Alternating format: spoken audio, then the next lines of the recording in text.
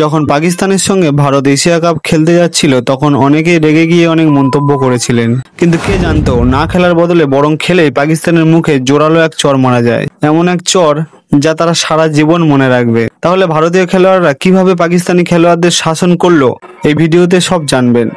এর শুরুটা করেছিলেন অধিনায়ক সূর্য, যখন তিনি টসে পাকিস্তানের অধিনায়কের সঙ্গে হাত মেলাতেই অস্বীকার করেন এবং প্রতিটা জয় ভারতীয় সেনা আর পহেলগামের শহীদদের প্রতি উৎসর্গ করেন।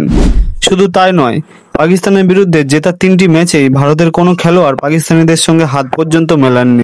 আসল মজা তো অর্শদীপ নেন, যখন তিনি রাউফের মিসাইলগুলোকে ওরই পশ্চাৎদেশে দাগিয়ে দিলেন। এই ব্যাপারে বুমরাও পিছিয়ে ছিলেন না, রাউকে আউট করে বুমরা সরাসরি বুমরোসকেই ট্রিবিউট দিলেন। এরপরে ফাইনালে 0 রানে শাহিনকে আউট করে কুলদীপ শাহিনের মাধ্যমে তার শ্বশুরকেই ট্রিবিউট দিয়ে দিলেন। তিলক বর্মা ম্যাচ জিতিয়ে অপারেশন সিন্দুরকে ট্রিবিউট দিল। আর ট্রফি ছাড়াও যে সেলিব্রেশন করা যায় সেটা সূর্য ও তার টিম করে দেখিয়ে দিল।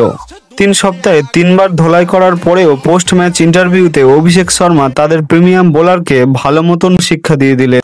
তারপর জিতেশ, অর্শদীপ ও রানা ও সঞ্জু আবরারকে মনে করিয়ে দিল কিভাবে, তা তো আপনারা জানেনই।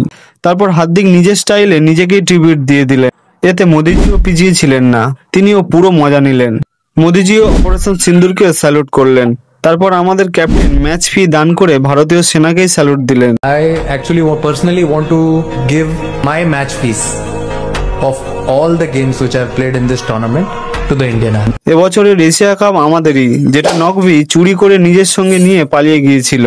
এই এশিয়া কাপ শুধু ক্রিকেট নয়, প্রত্যেক দেশবাসীর আবেগের সাথে জড়িয়ে গেছে।